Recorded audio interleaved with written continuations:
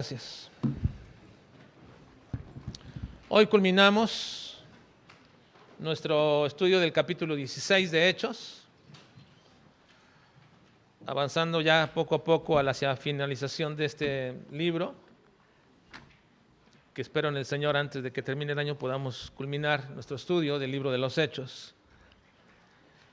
Estamos en el capítulo 16 y hoy vamos a observar los versículos 26 al 40 bajo un tema, bajo un subtema de la aquiescencia de Dios. Recuerden que la aquiescencia de Dios es la aprobación que Él da de lo que nosotros estamos haciendo, de nuestra vida, de nuestros actos. La aquiescencia de Dios es el beneplácito por el cual Dios confirma que lo que estamos haciendo es lo que Él desea, que Él quiere, que le agrada, que Él ha determinado, que Él ha mandado. Y bajo este tema general de la aquiescencia de Dios, vamos a ver hoy día que la aprobación de Dios de la nueva vida de un creyente es su confianza en el Dios de toda salvación. Es decir, Dios se agrada, Dios tiene beneplácito en aquellos que confían en Dios como el Dios de toda salvación. Eso es lo que veremos en esta mañana. Cómo es que la vida de un creyente permeada bajo esta perspectiva de que Dios es el Dios de toda salvación, es una vida que se va a conformar y que va a agradar a Dios. Ahora creo, hermanos, que la gran mayoría de cristianos, es decir, de aquellos que son verdaderos convertidos, y no me refiero al cristianismo nominal, sino a los verdaderos hijos de Dios, han desarrollado y desarrollan una responsabilidad de las responsabilidades más grandes que un creyente puede tener.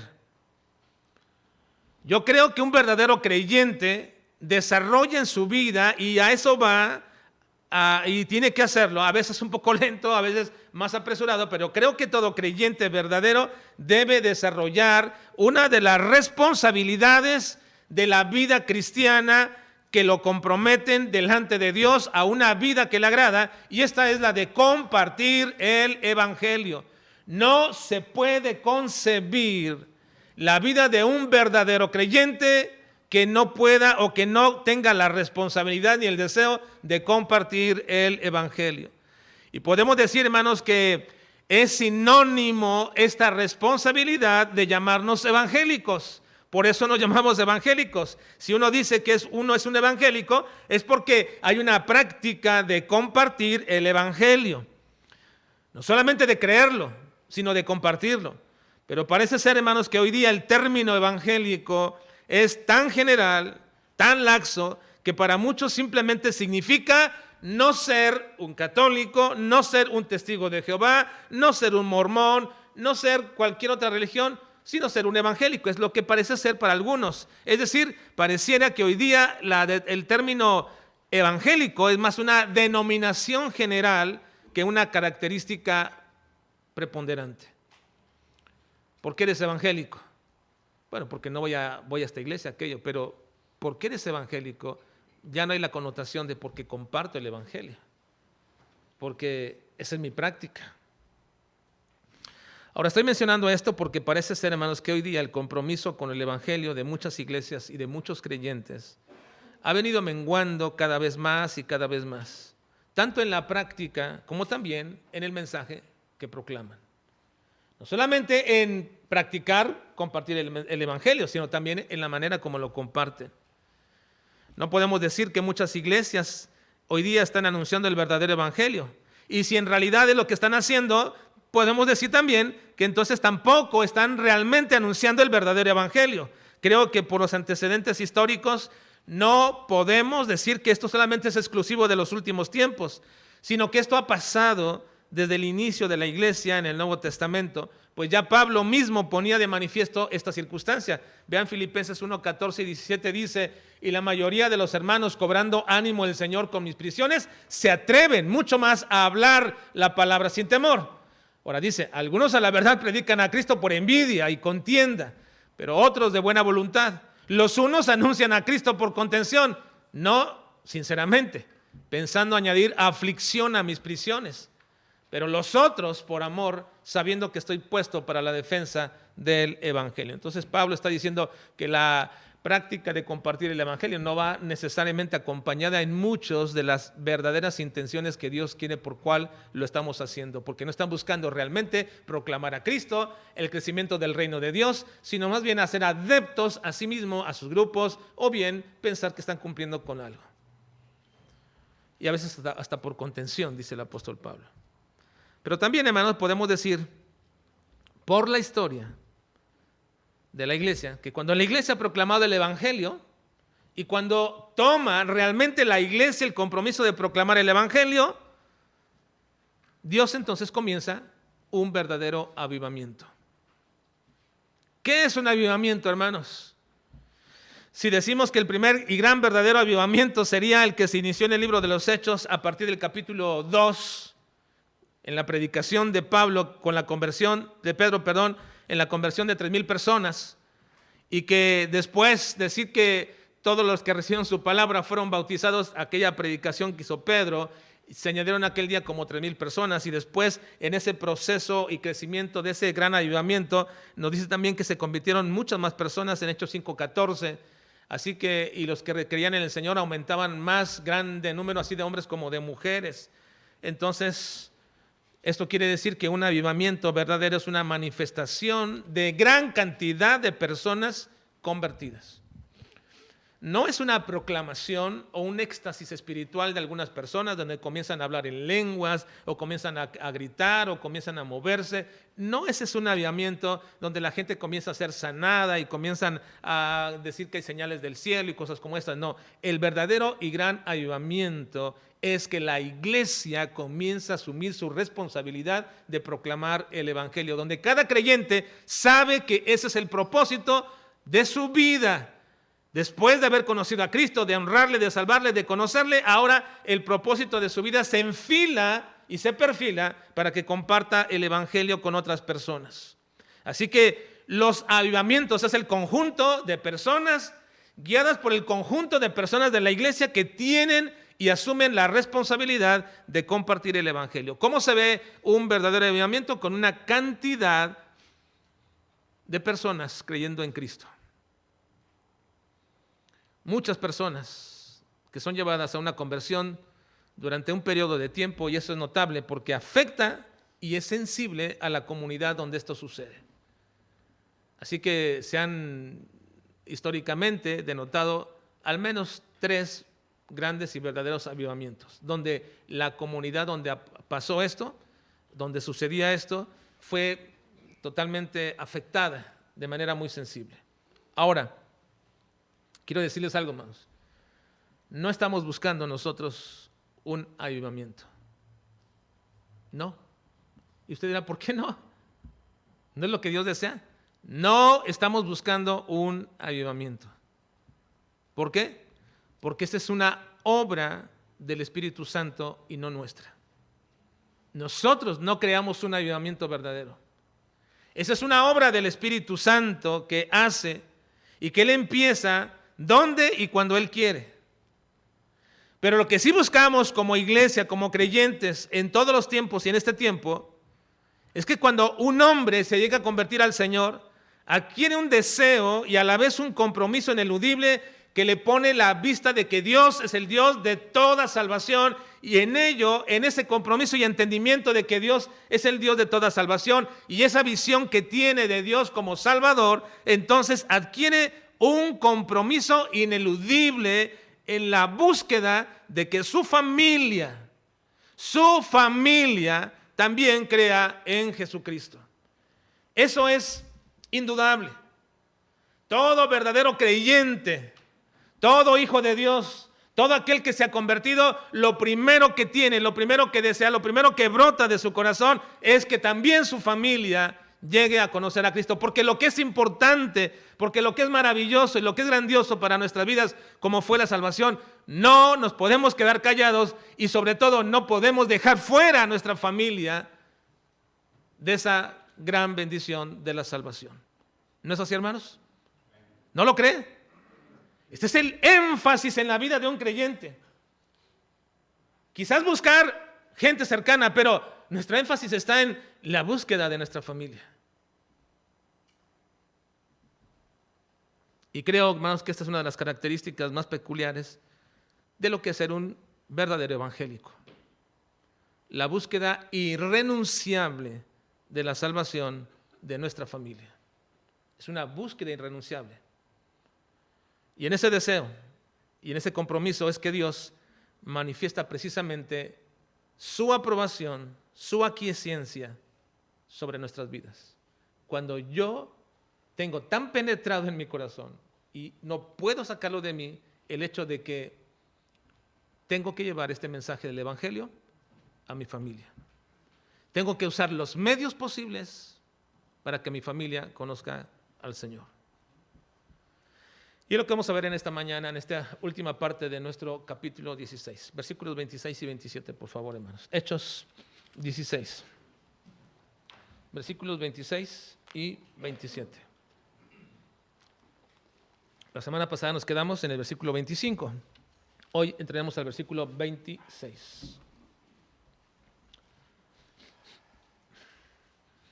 ¿Lo tiene? Leamos.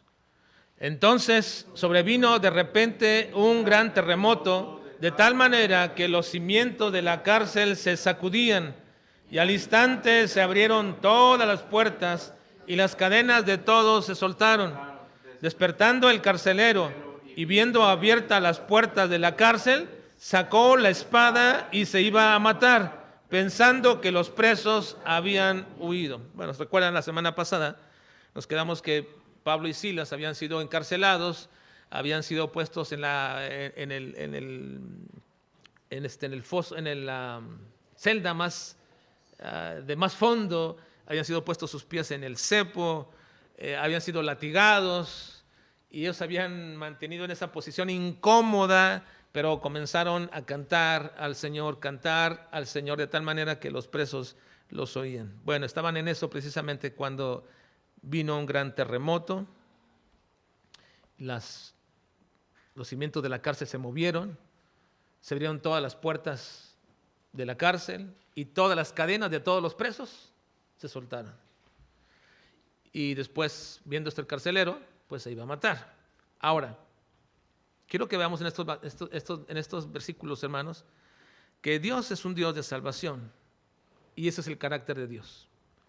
El carácter de Dios por el cual es conocido, aparte de todas sus perfecciones, son un cúmulo del carácter, pero el carácter de Dios por el cual es conocido es que es el Dios de salvación. Ese es el carácter de Dios manifestado en toda la Escritura. Cuando las circunstancias presagian, hermanos, lo peor de nuestras vidas, entonces Dios siempre aparece con su obra de salvación. ¿Sí, hermanos? Yo soy testigo, y muchos de ustedes son testigos, que cuando las circunstancias presagian en nuestras vidas lo peor, Dios aparece siempre majestuoso, salvando. Siempre, hermanos. Amén. Cuando era un niño, recuerdo que el pastor dijo una frase que nunca se me ha olvidado y la mantengo aquí en mi mente siempre. Él decía, Dios siempre te va a salvar de todas, menos de la última. Sí, porque ese es el medio por el cual te va a llevar a su presencia. Y eso es verdad, hermanos. Dios nos va a salvar de todas, menos del día en que Él ha dispuesto que tú y yo vayamos a su presencia. Ese día, no sé cómo será, pero ese día no es que no sea el Salvador, sino que es el propósito del Señor en nuestras vidas. Así que Dios es un Dios de salvación y ese es el carácter por el cual es conocido. Cuando todas las circunstancias de la vida parecen siempre que va a lo peor y a lo más terrible de nuestra vida, aparece Dios majestuoso librándonos, salvándonos. Esto, y no me malentiendan, en realidad no es un milagro, hermanos. No es un milagro en sí y no deberíamos verlo como un milagro en sí, porque esa es la forma constante de obrar de Dios. Toda la historia de la redención se llama historia de la redención porque en todo el proceso, desde Adán y Eva, cuando merecían castigo, Dios los libró. Y ahí va todo el proceso de la historia de más de 6,000 años. Y llegamos hasta la Escritura donde precisamente el Señor hace su magna obra de salvación. Pero en todo encontraremos a pueblos, a personas, a familias, cómo fueron salvadas de la inminente destrucción, de la inminente perdición, cómo fueron salvadas todas ellas. porque precisamente una de las características que hacen evidenciar a Dios con todas sus criaturas es que Dios es el Dios de la salvación. Ya deberíamos estar acostumbrados, hermanos, en cierta medida, a que Él siempre va a actuar en los momentos difíciles de nuestra vida. Ya debemos estar así bien acostumbrados a esto. Porque si lo ha hecho ayer, antier y el año pasado y muchos años de mi vida atrás, ¿por qué no lo habría de hacer ahora? A menos que en su voluntad, como dijimos, pues sea el medio por el cual nos ha de llevar con Él. Pero, ¿cuántas veces no hemos visto la magnificencia del Señor en nuestras vidas? Librándonos y otorgándonos salvación de cualquier circunstancia en nuestras vidas. Ahora, no me refiero, hermanos, a que no lo veamos como un milagro. Lo que me refiero, hermanos, es el hecho de que no perdamos o de que quizás nosotros hemos perdido la capacidad de asombro de lo que hace Dios y a veces nos acostumbramos a eso. No me refiero a eso, sino más bien que nosotros deberíamos desarrollar una expectación de ahora cómo va a ser el Señor para librarnos de esto, para sacarnos de esto. Porque yo sé que el carácter de Dios es siempre salvarnos. Claro, nos somete a prueba, nos somete al proceso, pero finalmente después nos saca. Porque ese es su propósito de la prueba y de las aflicciones. Hacernos y perfeccionar nuestro carácter. Pero cuando nos saca, la manera como Dios lo hace es el milagro. Es la forma milagrosa. Es lo que causa la expectativa de nuestras vidas. Cómo Dios utiliza a veces a gente inconversa, cómo Dios utiliza medios que ni pensábamos y de pronto Dios usó todo eso para sacarnos del momento difícil de nuestra vida. No debería yo estar maravillado de que Dios hace todo esto, sino más bien de cómo lo va a hacer ahora. Porque sé que el Dios a quien servimos, como decía Daniel, ¿se acuerdan en aquella ocasión? Después de que le habían conminado a no orar ni adorar al Señor y lo echarían a un foso de horno, a un foso de leones. Él no prestó atención al peligro, fue, lloró y lo hizo. Y después entró y lo metieron al foso de los leones. Y definitivamente él estaba confiado de que Dios iba a hacer algo. Él iba a hacer algo. No sé cómo lo va a hacer, pero sé que Dios va a hacer algo. Y así podemos ver en todo el libro de Daniel, y en José, y en David, y en todos ellos. Tenían una confianza de que Dios iba a librarlos. ¿Se acuerdan a David? Levantándose para ir a pelear contra Goliat, y él dijeron, pero tú eres un menudito enfrente de aquel gran hombre y que tiene experiencia en la guerra. ¿Qué vas a hacer tú? Y él dijo, no lo sé, pero yo voy en el nombre del Señor y Él va a hacer algo. Él va a hacer algo. Hermanos, no se trata de una fe ciega o una fe incoherente y que nos aventamos a hacer esto, sino que cuando estamos en medio de las circunstancias, que a veces no supimos cómo nos metimos y a veces no sabemos cómo estamos ahí o cuál es el propósito, pero lo cierto, hermanos, es que nunca debe menguar nuestra fe en que Dios es el Dios de salvación. Dios es el Dios de salvación. Ese es su carácter. Y el carácter de Dios se manifiesta siempre en salvación, porque es la manera más continua y principal por la cual Dios se relaciona con sus criaturas. Es la de salvarnos. Siempre Dios ha actuado en un proceso de salvación, librando a sus hijos de peligros, de circunstancias que parecen que será el final de todo, de situaciones que presagian lo peor. Cuando uno está habituado a ver esa obra de salvación en nuestras vidas, podemos decir como David, Dios es el Dios de mi salvación. En el Salmo 27, 1 y 9, todo este salmo exalta a Dios por la salvación. Y sería muy bueno que pudiéramos aprenderlo y tenerlo, hermanos, en nuestro corazón, esta vida, para recordarnos en el momento del temor. Pero es muy importante que podamos mantener esta perspectiva que Dios es el Dios de salvación. El Salmo 27, 1 dice, Jehová es mi luz y mi salvación. ¿De quién? Lean conmigo. Jehová es mi luz.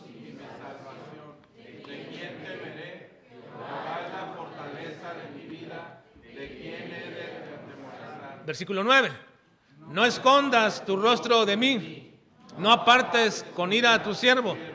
Mi ayuda ha sido, no dejes Dios de mi salvación.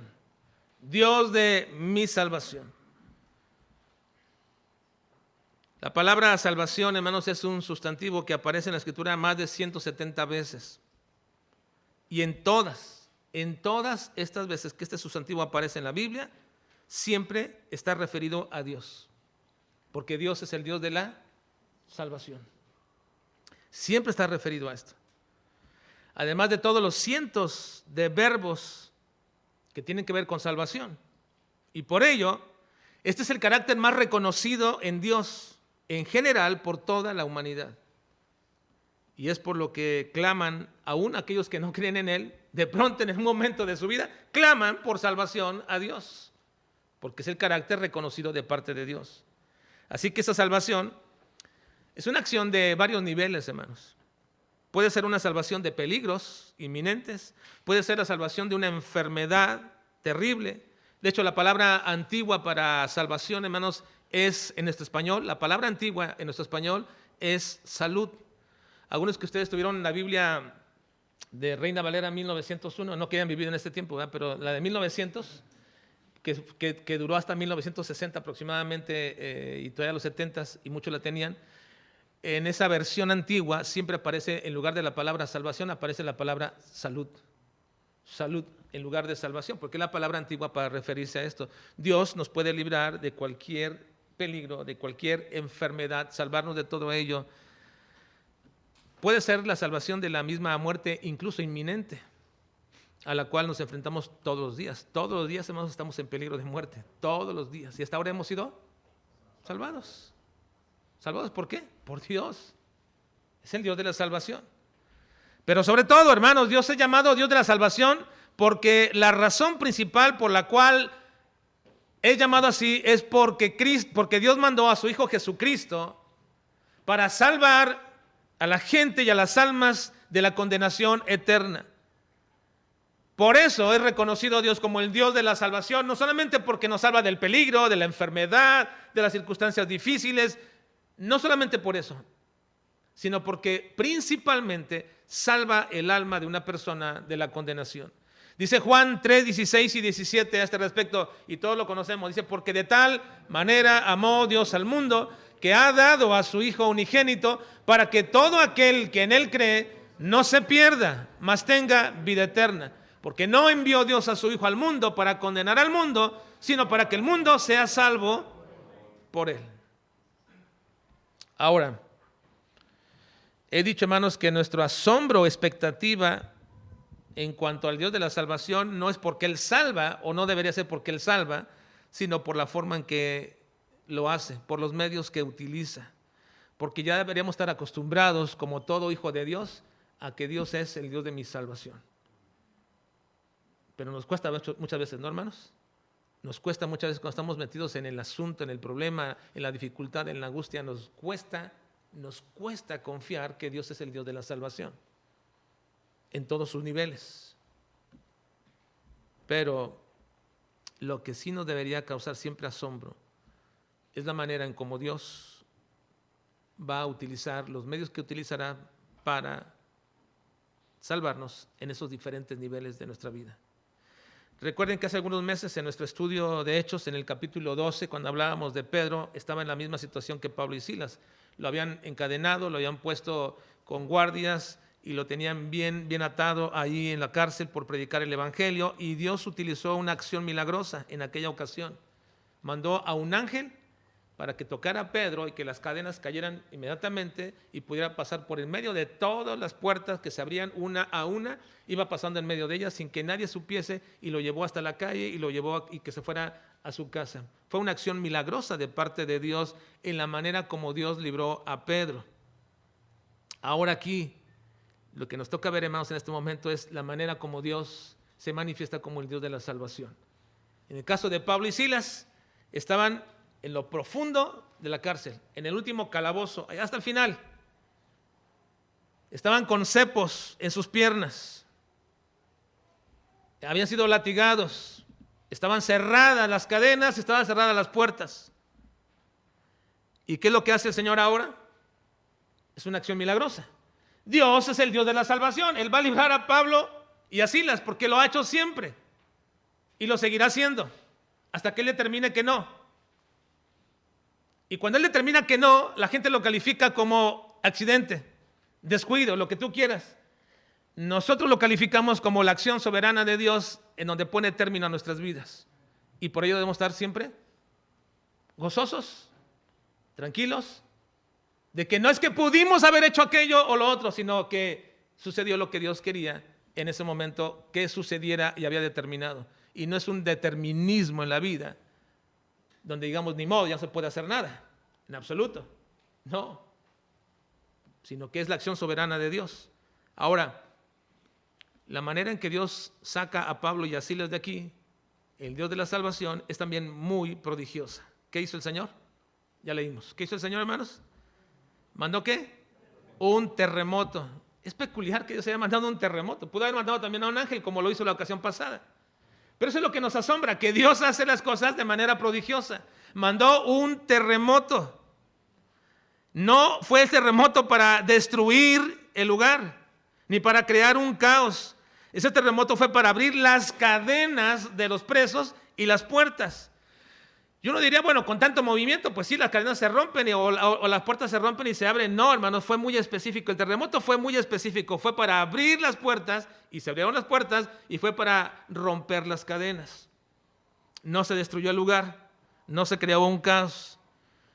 Aun cuando, por supuesto, por ser un terremoto, cimbró los cimientos de la cárcel, pero fue muy preciso, muy específicamente para dos cosas, como dice nuestro pasaje: abrir todas las puertas de la cárcel y abrir todas las cadenas de los presos. Así que todos allí, adentro, reconocieron que este era un hecho sobrenatural y debieron reconocer que al Dios que cantaban Pablo y Silas, ese es el que había hecho todo esto.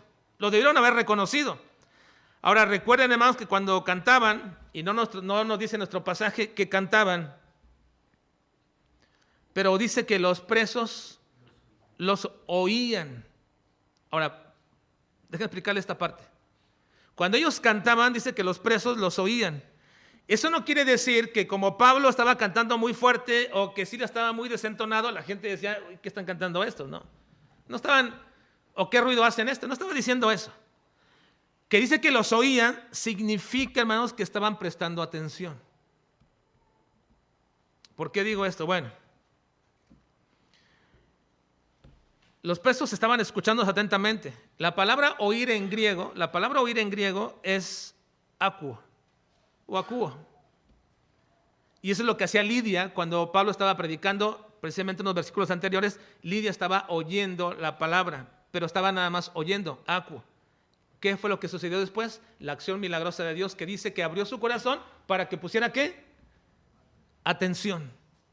Estaba oyendo, pero Dios abrió su corazón para que pusiera atención. Así que lo mismo estaba sucediendo aquí. La palabra que se usa aquí, hermanos, para que los presos estaban oyendo, los presos oían, no es akuo, oían, sino que es epakromai, que significa prestaban atención, ponían atención. Escucharon que Pablo y Silas estaban cantando. ¿Y qué estaban cantando? ¿Qué estaban cantando? No creo que estaban cantando cualquier canto. Yo mencioné ahorita alguno, pero no creo que estaban cantando esos cantos que a veces no tienen nada de temática, nada de mensaje, esos cantos repetitivos sin mensaje, donde solamente se habla de un éxtasis en la vida de una persona, cómo se siente, etcétera, y todo eso. No estaban hablando, no creo que estaban hablando de eso, no. Creo que Pablo y Silas estaban entonando cantos donde preponderaban a Dios de la salvación, a Cristo como el Salvador. Creo que eso hacían, porque ellos ponían mucha atención. Así que creo que también esta fue una acción de Dios en el corazón de estos presos, porque no solamente estaban oyendo, dice que ponían atención. Ahora, aquí nuestra traducción dice que oían, que ellos cantaban, pero en el original dice prestaban atención a lo que cantaban. Así que creo que esta fue la acción milagrosa de Dios, como lo hizo con Lidia, traerle atención al corazón para que escuchara lo que decían, como también aquí lo hizo con los presos. Ahora, ¿por qué lo creo que así fue? Vean los siguientes versículos. ¿Por qué creo, hermanos, que fue así? Vean versículos 27 al 29. 27 al 29. Dice: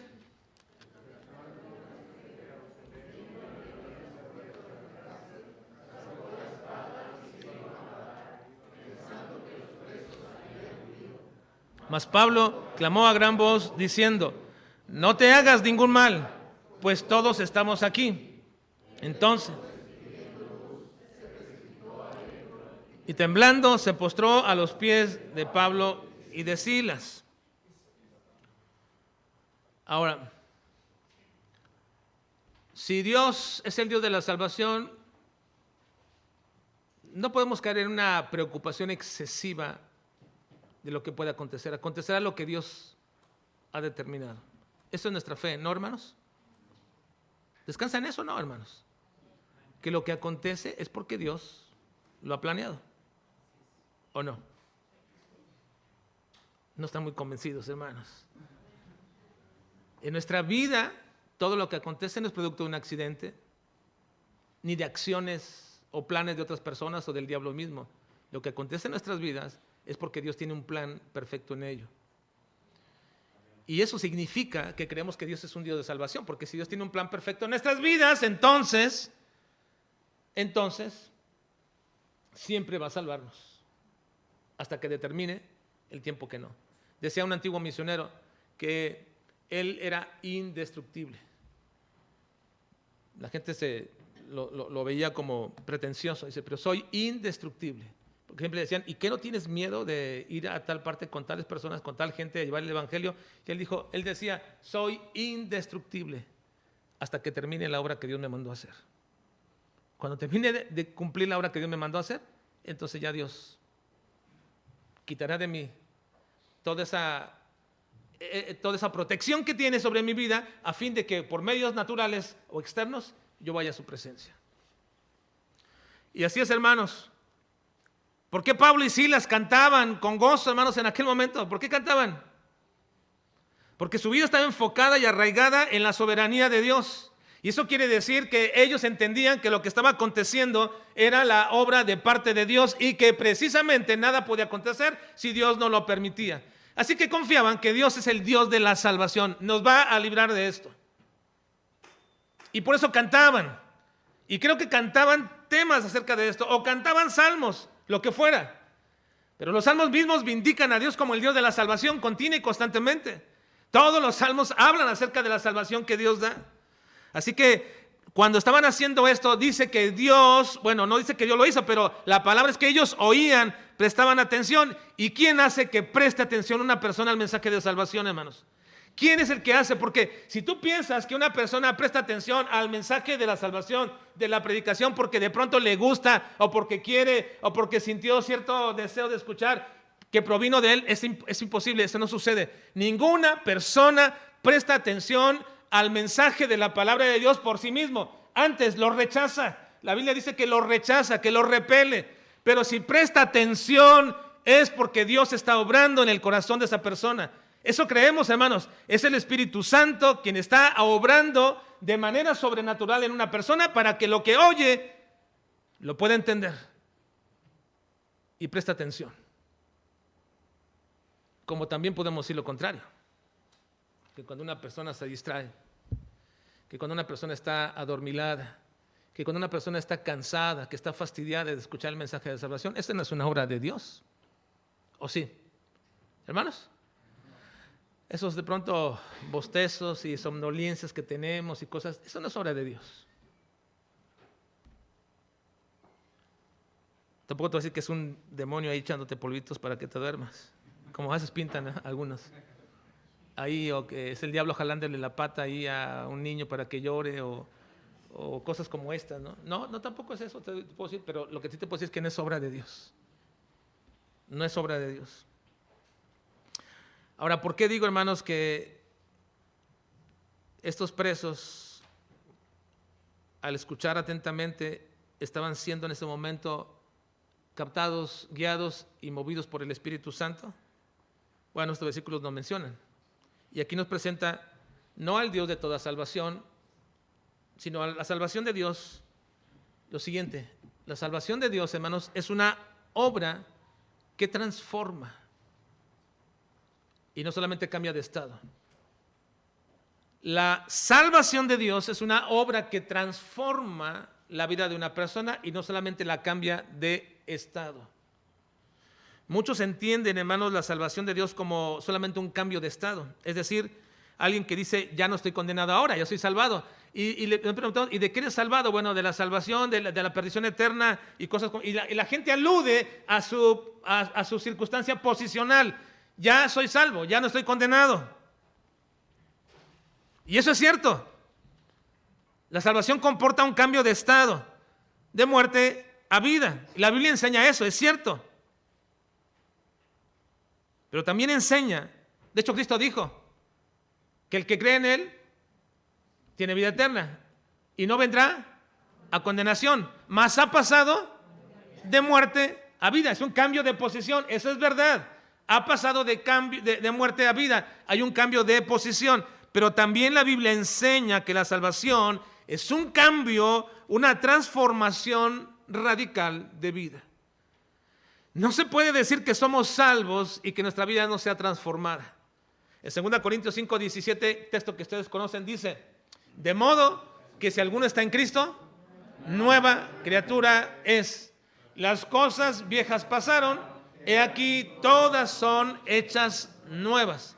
La salvación, hermanos, no solamente comporta un cambio de estado de muerte a vida, sino también comporta una transformación de esa vida. Somos nuevas criaturas. No puedes seguir diciendo esto y te invito a que lo evites y lo quites de tu vida. A veces entre esposos se dicen, bueno, así me conociste y así soy, o así yo nací y así se aguantan y cosas como estas. Esas no son palabras de cristianos, hermanos. Porque un no cristiano no puede decir eso. Así soy, así nací, claro, y así sigues. Pero el creyente así nació, pero ya no es así. Porque su vida ha sido transformada, ha sido cambiada. Su vida ha tomado en este momento un vuelco tremendo. Y si alguno está en Cristo, ya es nueva criatura. Así que la salvación, hermanos, no es solamente un cambio de estado, sino también, hermanos, es una obra de transformación en la vida. Y ahora, ¿por qué estoy explicando esto? Bueno, porque yo creo, hermanos, que los presos, al escuchar el mensaje del canto de Pablo y de Silas, creyeron. Lo creo. Y no es que los cantos conviertan a una persona, no. Pero cuando estos cantos son cantos escriturales, lo que están haciendo sencillamente es proclamar el Evangelio. Eso es lo que hacemos, hermanos, es lo que estamos tratando de determinar siempre cuando cantamos. No cantamos solamente himnos porque son himnos y son antiguos. Les quiero decir que muchos himnos no tienen mensaje realmente de proclamación de Dios, ni de la salvación, ni de su obra. Y no porque son himnos son mejores. Pero los cantos que estamos tratando, hermanos, de entonar son aquellos que proclaman al verdadero Dios, a la Trinidad, al Padre, al Hijo y al Espíritu. Proclaman la obra de salvación y de redención única como la gracia de Dios, que proclaman la soberanía de Dios y que proclaman sus perfecciones. Cuando un canto tiene el mensaje del Evangelio, entonces también cumple la función de estar predicando la palabra. Una evidencia de que esto es así es que al verse liberados, todos ellos, cualquier preso se hubiera fugado.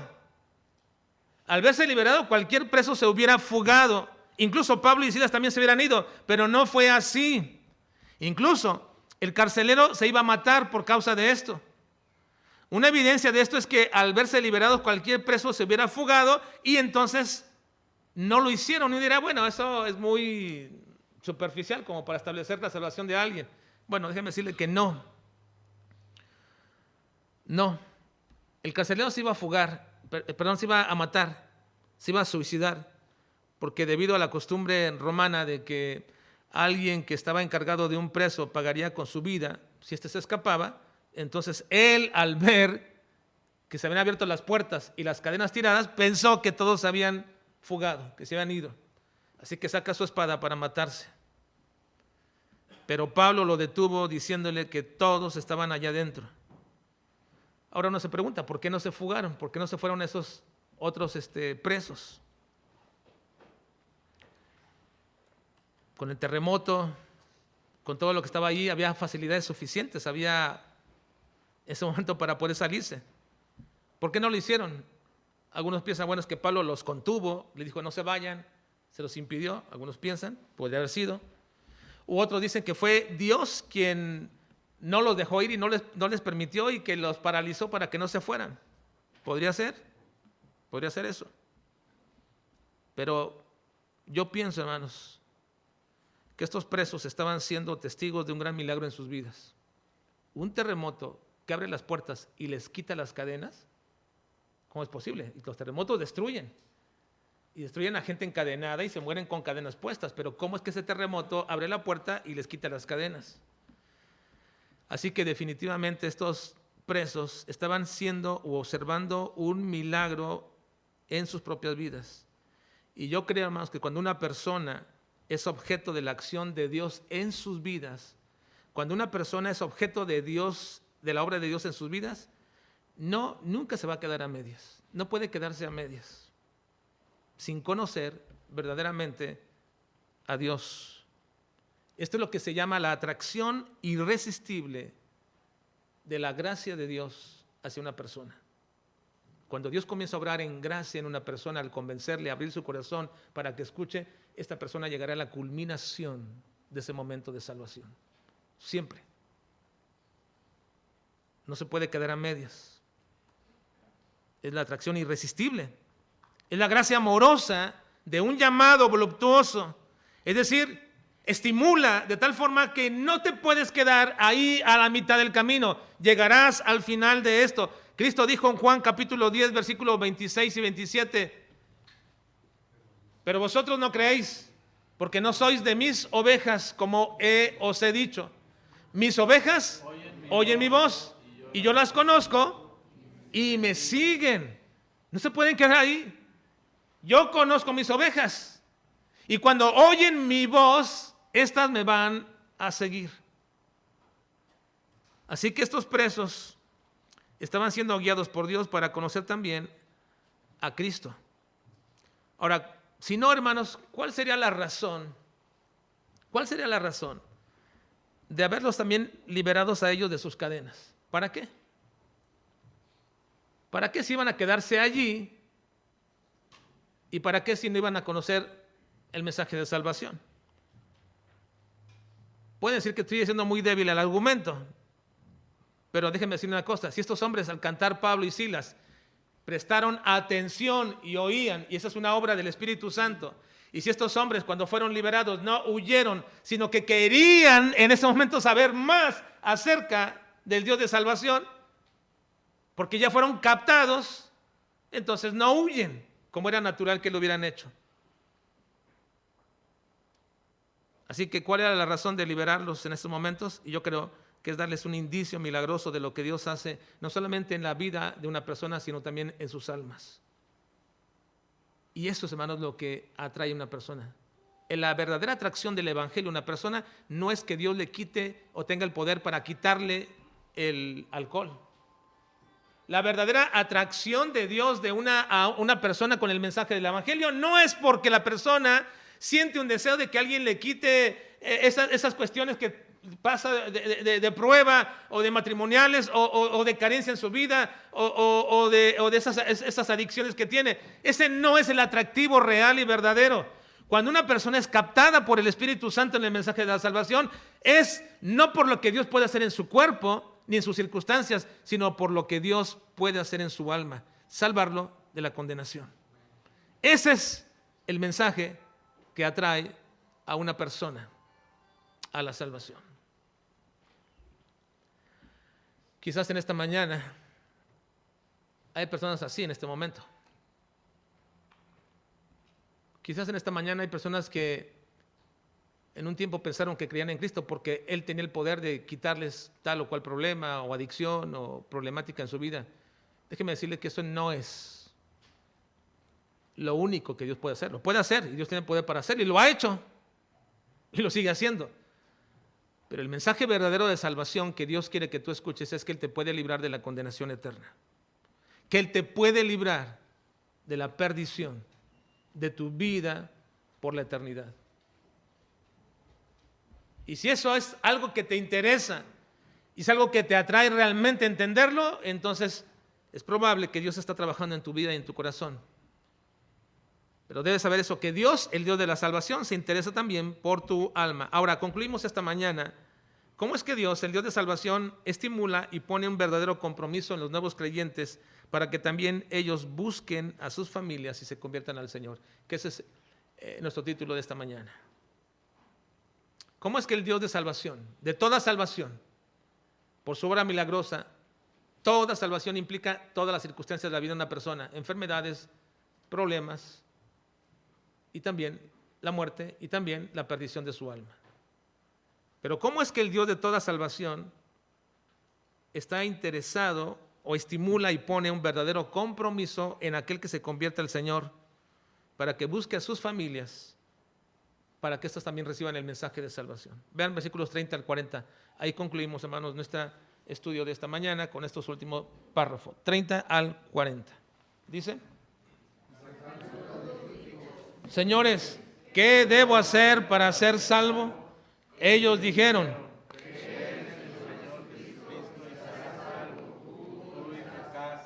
y le hablaron la palabra del Señor a él y a todos los que estaban en su casa. Y él, tomándolos en aquella misma hora de la noche, las heridas, y enseguida se bautizó él con todos los suyos. Y llevándolos a su casa, regocijó con toda su casa de haber creído a Dios. Cuando fue de día, los magistrados enviaron alguaciles a decir: suelta a aquellos hombres. Y el carcelero hizo saber estas palabras a Pablo: los magistrados han mandado a decir que se os suelte, así que ahora salid y marchaos en paz. Pero Pablo les dijo: después de azotarnos públicamente sin sentencia judicial, siendo ciudadanos romanos, nos echaron en la cárcel y ahora nos echan encubiertamente. No, por cierto, sino vengan ellos mismos a sacarnos. Y los alguaciles hicieron saber estas palabras a los magistrados, los cuales tuvieron miedo al oír que eran romanos, y viendo y sacándolos, les pidieron que salieran de la ciudad. Entonces, saliendo de la cárcel, entraron en casa de Lidia, y habiendo visto a los hermanos, los consolaron y se fueron. Y así termina el capítulo 16. Y con ello quiero concluir diciéndoles, hermanos, que el Dios de la salvación, está interesado en la salvación también de tu familia.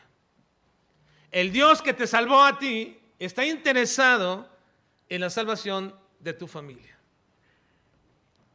Después de la más importante pregunta que un hombre debe de hacerse, versículo 30, ¿qué debo hacer para ser salvo? ¿Qué debo hacer para ser salvo? Viene la más clara respuesta que puede recibir una persona con esta inquietud que Dios le ha llevado. Versículo 31. Cree en el Señor Jesucristo y serás salvo. Y después de esto, viene también la gran promesa, la gran esperanza. Tú y tu casa. También tu casa será salva. Ahora, aclaro, hermanos, que esta no es una promesa incondicional. Esta no es una promesa incondicional. No quiere decir que tu casa, tu familia será salva porque tú crees. No quiere decir eso. No quiere decir que Dios va a salvar a tu familia aun cuando ellos no crean o que tú no des testimonio de Dios. No podemos ver esta promesa más que solamente como el indicio de un compromiso que tú vas a adquirir una vez que conoces al Señor. Una vez que tú adquieres el conocimiento de Dios y eres salvo por la gracia de Dios, vas a adquirir un compromiso irrenunciable. Todo hijo de Dios que se convierte al Señor adquiere este compromiso irrenunciable en su vida. La necesidad de orar y de dar testimonio de Cristo a su familia. Ese es un compromiso que todos adquirimos si somos realmente convertidos al Señor. Esta promesa, hermanos, no es incondicional porque requiere que nuestra familia también escuche el mensaje de salvación. Ven al versículo 32. Dice: Después de decirle que puedes salvo tú y tu casa, versículo 32. Y le hablaron la palabra del Señor a él y a todos los que estaban en su casa. Así que es incondicional, no es incondicional porque requiere que tu familia escuche el mensaje de salvación. También requiere que se manifieste esa realidad que tú has creído realmente en Cristo. Debes manifestar esa realidad de que has creído en Cristo. No simplemente decir, bueno, si ya les dije, ya creyeron. No, debe de manifestarse esa realidad. ¿Y cómo se hace? ¿Cómo lo hacen? Versículo 33 dice que se bautizaron. Y él, tomándolos en aquella misma hora de la noche, les lavó las heridas y enseguida se bautizó él con todos los suyos. Así que se bautizaron como lo hacían todos los que creían en Cristo, y como ya expliqué la semana pasada, un verdadero creyente siempre querrá obedecer al Señor en el bautismo. Pero aquel que se niega, aquel que no quiere, tenemos mucha duda de que realmente haya entendido qué es el señorío de Cristo y la salvación. Así que es una señal necesaria de alguien que creía, se bautizaba. Así que, hermanos, el Dios de toda salvación que te salvó a ti y que nos sigue salvando en todos sus niveles de lo que significa la salvación y que ya nos salvó de la condenación eterna, también quiere que tu familia sea salva. También desea y te compromete y te pone en un compromiso para que sigas este proceso. Hermanos, el final de este evento, de esta situación, de esta historia marcada en el capítulo 16, termina con varios acontecimientos, como el hecho de que todos regresaron a la cárcel al día siguiente y que los magistrados tuvieron miedo de haber azotado a 2 ciudadanos romanos sin haberles hecho juicio y tuvieron que ir a rogarles y pedirles que se fueran sin lanzar contra ellos acusaciones. Pero estos acontecimientos posteriores, hermanos, no parecen tan trascendentes como lo que sucedió esa noche en la cárcel y con la familia del carcelero. Nada es comparable con eso. Dice el versículo 34, y llevándolos a su casa, les puso la mesa y se regocijó. ¿Cómo dice? Y se regocijó con toda su casa de haber creído a Dios. Se regocijó, se llenó de gozo. El gozo de la salvación de nuestra familia no puede ser opacado por ninguna causa. La salvación de nuestra familia es un gozo que nunca se puede comparar con cualquier otra cosa de este mundo. El día que nuestros hijos proclaman que Cristo es el Señor y Salvador y lo manifiestan con ese fruto, debe ser el día más glorioso o más gozoso de nuestra vida después de nuestra propia salvación. Se llenaron de gozo de haber creído al Señor. Así que, hermano, la aprobación de Dios, la aquiescencia de Dios en nuestras vidas viene siempre y cuando tú mantengas el compromiso con la búsqueda de la salvación de toda tu familia. No puedes renunciar a esto, hermano. No puedes decir, ya les dije una vez, ya a ellos. No. No puedes decir, pues son duros, son difíciles, no quieren. No puedes renunciar a eso. Y no renunciar a eso no significa que tú tienes que usar todos los medios posibles a cualquier costo a fin de que ellos siempre estén expuestos al mensaje de la palabra de Dios. Así tengas que ir a hacer un viaje para hablarles de Cristo.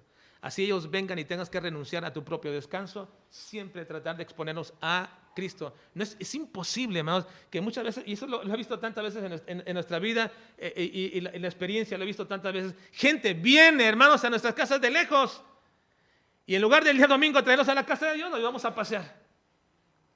Es el día importante, hermanos. Para eso te los mandó el Señor. ¿Cómo podemos renunciar tan fácilmente a nuestro compromiso con la evangelización de nuestra familia? Si te habías olvidado de este compromiso, te lo recuerdo hoy. Dios quiere que toda tu familia sea salva.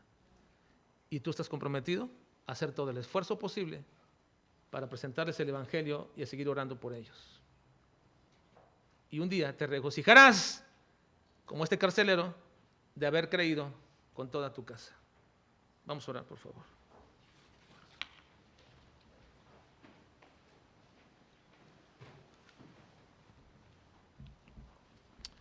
Padre, te damos gracias por que te podemos conocer como el Dios de la salvación en muchas áreas de nuestra vida, pero principalmente de nuestra alma. Y también reconocemos, Señor, que una de las principales características de tus hijos que se convierten es buscar en primer lugar a nuestras familias. No nos permita renunciar, Señor, a este compromiso. No nos permita, Señor, renunciar a eso. Que no importa el gasto que tengamos que hacer, Señor, ni el esfuerzo, pero siempre que se presente la oportunidad, Señor, de estar con familia, podamos dar testimonio de Jesucristo. Ayúdanos, Dios, a mantener vivo este compromiso de un verdadero creyente, de un verdadero evangélico, cuyo mensaje no tiene que ver, ni pláticas, tienen que ver con las cosas de este mundo como algo preponderante, sino como algo preponderante y siempre en la expectativa de traer a Jesucristo, el mensaje del Evangelio, a nuestras familias. Ayúdanos, Dios, a no renunciar a eso ni a perder de vista ese compromiso. Te lo suplico por nuestro Señor y Salvador Jesucristo. Amén.